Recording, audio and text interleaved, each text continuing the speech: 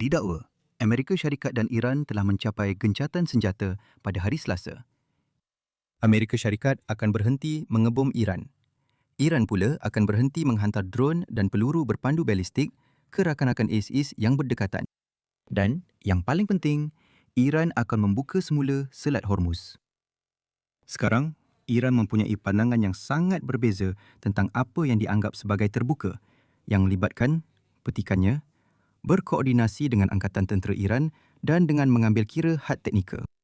Menariknya, had teknikal itu nampaknya termasuk bayaran tol yang perlu dibayar. Dan sudah pasti bukan dalam dolar. Mungkin yuan, mungkin kripto. Dan itu memang kembali menjadi isu apabila Iran mengumumkan bahawa selat itu ditutup semula pada keesokan harinya. Walau apapun, secara teknikalnya terbuka atau secara teknikalnya ditutup. Ada tol atau tidak, hasilnya tidak memberangsangkan. Data mengenai perkara ini sangat tidak boleh dipercayai. Tetapi, lebih kurang 5 kapal telah melalui pada hari Rabu. 4 kapal telah melalui pada hari Khamis. Dan sementara kita menunggu angka muktamad untuk hari Jumaat, mungkin ia akan lebih baik. Tetapi sudah pasti ia tidak akan menjadi baik. Semua ini berlaku ketika kita tiba pada hari Sabtu dan rundingan antara Iran dan Amerika Syarikat di Pakistan. Jadi, bagaimana kita boleh ada gencatan senjata yang berasaskan pembukaan semula selat itu tetapi tidak menyebabkan selat itu dibuka semula? Baiklah, hari ini kita mempunyai pelbagai masalah yang perlu kita selesaikan. Di atas sekali adalah masalah yang jelas. Ketiadaan gencatan senjata yang ketara antara Israel dan Hizbullah. Tetapi itu adalah sebahagian daripada usaha Iran secara umum untuk menunggu tawaran yang lebih baik yang memerlukan penilaian berasingan tentang peluang Iran di sana. Jangan risau Eropah, saya tidak lupa tentang kamu. Kita akan bercakap tentang kamu semua nanti. Selepas itu, kita akan melihat kemungkinan bahawa perpecahan dalaman di Iran menyebabkan selat itu kekal berbahaya. Akhir sekali, kita akan meneroka dunia pelik di mana gencatan senjata separuh hati telah menyebabkan kapal-kapal kurang berminat untuk membuat perjalanan kerana mereka mahu menunggu tawaran yang lebih baik. Tapi mari kita mulakan dengan situasi Hizbullah yang dalam dunia kecil kita yang sedang berperang ini menunjukkan betapa mudahnya keadaan itu mencetuskan kekacauan yang sebenarnya boleh dielakkan jika kita boleh kembali kepada geopolitik tahun 90-an. Pada zahirnya, masalahnya ialah, menurut Rumah Putih, Trump telah mengisytiharkan gencatan senjata di Iran yang melibatkan Iran, Amerika Syarikat dan, kurang jelas, Israel. Itu nampaknya selari dengan pemahaman Menteri Luar Iran berdasarkan kenyataan yang dikeluarkannya. Petikan. Jika serangan terhadap Iran dihentikan, Angkatan Tentera kita yang kuat akan menghentikan operasi pertahanan mereka. Namun, di tengah-tengah operasi Hasmullah, Israel memperbaharui pertempuran yang telah lama berlangsung terhadap Hizbullah. Hizbullah, sebagai proksi Iran, pada dasarnya sudah terputus daripada menerima bekalan semula. Kumpulan militan itu menjadi sasaran yang mudah diserang, yang Israel tidak mahu lepaskan. Selepas gencatan senjata bermula, Israel melancarkan kempen serangan yang sangat agresif, bergerak lebih jauh ke utara berbanding sebelum ini. Sebagai tindak balas, Iran mengisytiharkan bahawa gencatan senjata itu merangkumi medan konflik di Lubnan, satu jangkaan yang dipersetujui oleh Pakistan. Mengapa perkara asas ini perlu menjadi punca pertikaian tentang fakta? Saya sendiri tidak pasti. Saya rasa anda perlu bertanya kepada para perunding dan seterusnya bertanya kepada diri kita sendiri. Mengapa tiada dokumen rasmi yang menyatakan terma-terma perjanjian itu? Itu pasti akan memudahkan kita untuk merujuk kepada bahagian tertentu bagi menentukan siapa yang betul dan siapa yang salah. Maksud saya, lihatlah. Ia adalah petanda buruk jika rundingan yang dirancang bergantung kepada syarat gencatan senjata yang sebelum ini dipertikaikan. Ditambah pula dengan pelepasan aset yang sebelum ini tidak pernah dibincangkan. Tetapi apa yang tidak dipertikaikan ialah kegunaan ground news untuk membantu anda kekal berfikiran jernih. Maksud saya, straight yang dieja dengan GH. Ciri kegemaran saya di ground news masih lagi taklimat harian. Satu tinjauan ringkas terhadap 9 cerita penting untuk hari ini, termasuk beberapa cerita yang tidak dilaporkan oleh segmen tertentu dalam bidang politik. Seperti dron MQ-4C Triton yang terpaksa menurun secara kecemasan. Dan ia juga membantu saya keluar daripada pemikiran sempit dan menemui berita seperti gencatan senjata Easter yang dirancang di Ukraine.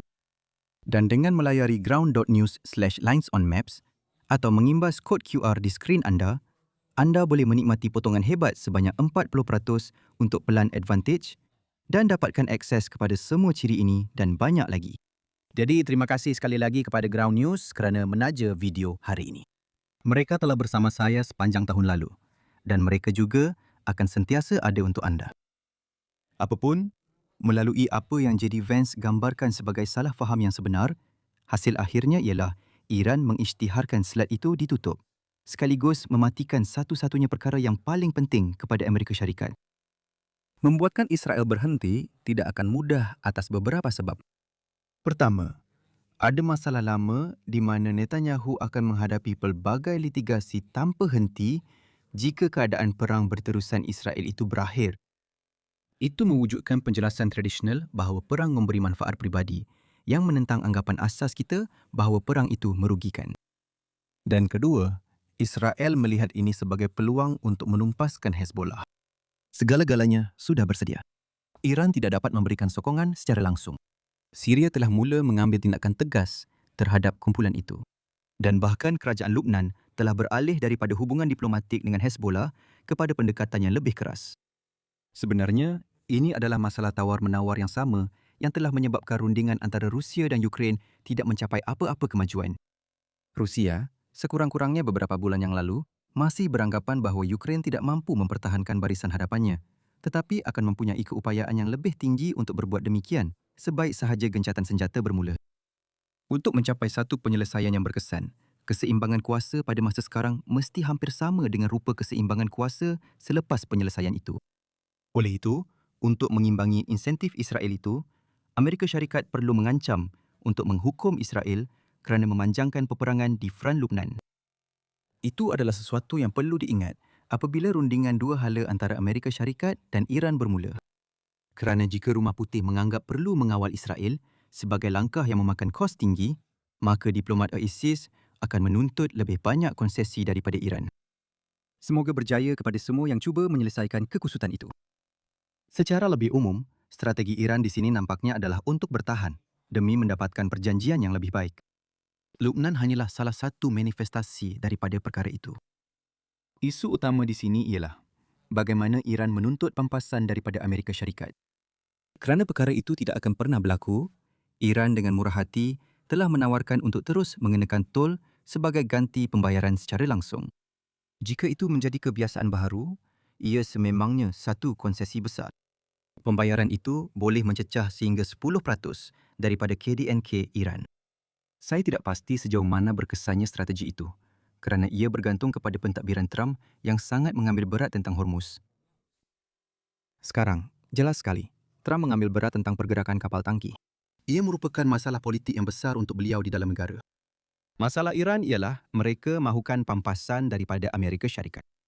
Jika gagal mendapatkan pampasan tersebut, mereka akan mengenakan tol. Tetapi, tol kapal tangki Tehran itu bukan dibayar oleh Amerika Syarikat. Ia dibayar oleh negara-negara teluk yang cuba mengeksport minyak melalui Selat Hormuz. Secara tidak langsung, menyebabkan kos pengeluaran mereka menjadi lebih tinggi. Sebahagian daripada kos itu akan dipindahkan kepada pengguna, tetapi Amerika Syarikat hanya menggunakan kira-kira 20% daripada pengeluaran minyak dunia. Oleh itu, 80% daripada kos yang dipindahkan kepada pengguna akan ditanggung bersama oleh pengguna minyak di tempat lain. Sebaliknya, tol itu merupakan cara yang sangat tidak efisien untuk memberi tekanan kepada Amerika Syarikat. Ia mungkin menghasilkan sedikit fleksibiliti daripada Rumah Putih, tetapi ia tidak akan setara dengan tol itu, kerana kerugian yang ditanggung oleh AS adalah kurang daripada tol tersebut. Jadi, jika Iran berpegang pada tuntutan itu, maka tidak mengejutkan jika Amerika Syarikat menolak perjanjian tersebut. Apa yang berlaku selepas itu akan menjadi menarik. Terdapat persoalan segera sama ada Amerika Syarikat atau Iran yang lebih mendapat manfaat daripada jeda 2 minggu itu. Tetapi itu adalah topik yang cukup rumit untuk memerlukan videonya sendiri. Terdapat juga persoalan mengenai rakan-rakan Arab yang ingin memasuki peperangan menentang Iran. Malah, mereka telah menunjukkan petanda bahawa mereka bersedia untuk berbuat demikian. Sementara itu, ada kemungkinan Amerika Syarikat hanya berundur dari rantau tersebut. Jelas sekali, Ini akan menjadi langkah yang sangat jahat daripada Trump. Walau bagaimanapun, anda boleh melihat perkara seperti itu berlaku kerana perbincangan diplomatik mengenai isu ini sudah pun bermula. Soalan penting yang masih belum terjawab di sini ialah bagaimana Eropah akan bertindak balas. Jelas sekali, tindakan Trump telah menyebabkan ramai di Eropah menjadi gelisah. Beberapa pihak seperti Spanyol secara aktif cuba menghalang Amerika Syarikat daripada membuat kemajuan di Iran. Tetapi di mana terdapat persetujuan sebulat suara ialah tiada siapa yang akan mengawal Selat Hormuz sementara Amerika Syarikat sedang meneruskan peperangan. Anda boleh nampak ke mana arah tuju perkara ini. Bagaimana Amerika Syarikat menghentikan pengeboman tetapi Iran terus menyerang kapal tangki. Saya ada sebut dalam video semalam bahawa sentimen pihak ketiga menentukan kuasa paksaan selat itu. Jika negara-negara seperti Perancis berpendapat bahawa Iran bertindak tidak munasabah, maka menutup Selat Hormuz tidak akan memberi tekanan politik kepada pihak lawan Iran. Sebaliknya, tekanan itu akan jatuh sepenuhnya ke atas Tehran. Akibatnya, anda boleh lihat bagaimana sesetengah negara Eropah mungkin mula mengubah pendirian mereka. Bukan kerana mereka tiba-tiba menyukai Trump, tetapi kerana Iran telah menjadi pembuat masalah. Sementara kita menunggu perkara itu berlaku, Trump terus mengutarakan idea bahawa Amerika Syarikat mungkin akan menarik diri. Kerana jika itu menakutkan mereka sehingga mengeluarkan sebarang bentuk bantuan, itu akhirnya menjadi kemenangan dari perspektif pentadbiran Trump. Kemudian, ada beberapa sebab yang kurang jelas mengapa kapal tangki mungkin masih berasa keberatan untuk melintasi selat itu. Salah satunya ialah perpecahan dalaman di Iran. Kebimbangan ini sudah jelas sejak jam pertama gencatan senjata. Mesej daripada Menteri Luar Iran mencadangkan langkah yang lebih membina selepas ini. Manakala pihak tentera kelihatan mengambil pendirian yang lebih tegas mengenai kedaulatan Hormuz. Spekulasi awam mengenai perpecahan antara kedua-duanya semakin hangat apabila drone menyerang Arab Saudi dan UAE. Dalam beberapa jam selepas gencatan senjata berkuat kuasa, ini menunjukkan bahawa ada pihak di Iran yang cuba menggagalkan perjanjian tersebut. Sekarang, bayangkan anda berada di tempat seorang kapten kapal tangki yang sedang berada di teluk. Iran telah memberikan anda arahan tentang cara untuk melalui selat itu dengan selamat. Ikut arahan tersebut dan semuanya akan berjalan lancar. Adakah anda percaya setiap orang Iran yang mempunyai pelancar peluru berpandu akan mematuhi syarat-syarat itu? Jika tidak, anda mungkin mahu membiarkan kapal tangki anda menunggu di perairan yang lebih selamat. Ia akan menjadi sukar untuk mengubah fikiran kapten-kapten itu dalam sekelip mata. Gencatan senjata antara Israel dan Hizbullah akan menjadi permulaan. Kemudian, tempoh masa yang lebih lama tanpa drone atau peluru berpandu balistik dilancarkan ke atas negara-negara Arab juga akan membantu.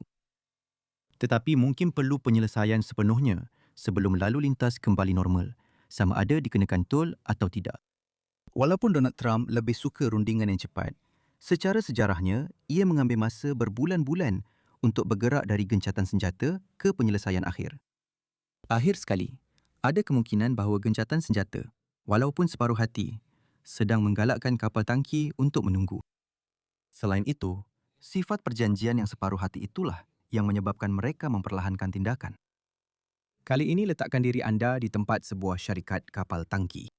Salah satu kapal anda terperangkap di dalam teluk.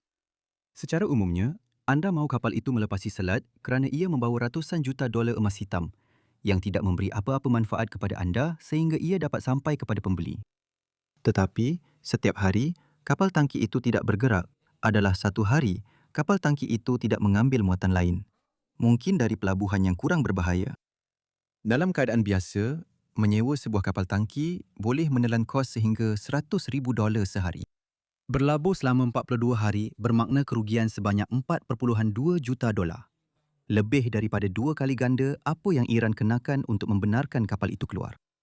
Dengan menggabungkan nilai minyak dan kos peluang akibat terhenti, anda pasti fikir kapal-kapal tangki itu sangat bermotivasi untuk segera bergerak. Dan memang benar, jika kita kembali ke beberapa minggu lalu, jangkaan bahawa tiada apa yang akan berubah mendorong banyak syarikat untuk menggagahkan diri dan membayar tol tersebut. Namun, jika anda fikir satu perjanjian sebenar hampir tercapai, bukan perjanjian separuh hati dan bukan yang memerlukan bayaran tol, maka lebih baik untuk duduk dan tunggu sedikit lagi. Sebahagian daripada pertimbangan itu mungkin berpunca daripada isu keselamatan yang dibincangkan sebentar tadi. Satu lagi sebab, mungkin syarikat perkapalan tidak percaya bahawa Iran boleh terus mengenakan bayaran tol tanpa Amerika Syarikat memulakan semula kempen pengebomannya.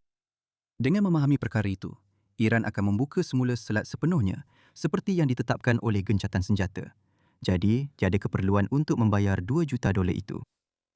Ini akan membantu menjelaskan satu pemerhatian pelik mengenai aliran kapal tangki. Lebih banyak kapal kelihatan bergerak tepat sebelum gencatan senjata berbanding selepasnya. Kapal-kapal yang meninggalkan teluk sebelum itu sebenarnya tersilap kerana menyangka konflik akan berlarutan selama berminggu-minggu. Mungkin mereka yang meninggalkan sekarang ragu-ragu sama ada gencatan senjata ini akan bertahan. Jadi mereka mahu mengambil kesempatan atas keadaan yang sedikit lebih selamat selagi ia masih ada. Tetapi selebihnya masih menunggu sehingga keadaan menjadi lebih baik. Dan jika mereka telah membuat pertaruhan yang salah di sini, mungkin akhirnya mereka akan menggagahkan diri dan membayar tol tersebut. Jadi, apakah kesimpulan utama kita untuk hari ini? Apapun status teknikal selat itu, bilangan lintasan tidak memberangsangkan. Masalah yang jelas ialah serangan Israel yang semakin meluas di Lubnan dan pandangan Iran bahawa konflik yang berterusan di sana melanggar gencatan senjata. Ini adalah sebahagian daripada keinginan lebih besar Iran untuk mendapatkan perjanjian yang lebih baik daripada Amerika Syarikat. Kurang jelas ialah risiko yang dihadapi oleh kapal tangki daripada pihak dalaman di Iran yang cuba memainkan peranan pengacau dalam rundingan. Dan yang paling pelik sekali, harapan yang diwujudkan oleh gencatan senjata itu mungkin meyakinkan beberapa kapal tangki untuk menunggu sehingga keadaan yang lebih menguntungkan muncul. Terima kasih sekali lagi kepada Ground News kerana menaja video hari ini. Pergi ke ground.news/linesonmaps atau imbas kod QR di skrin anda untuk mendapatkan potongan hebat sebanyak 40% untuk pelan Vantage. Sementara itu, anda boleh terus menonton video dengan lebih banyak kandungan mengenai perang Iran. Dan jika anda menikmati video hari ini, sila suka, kongsi dan langgan. Dan saya akan jumpa anda lain kali. Jaga diri.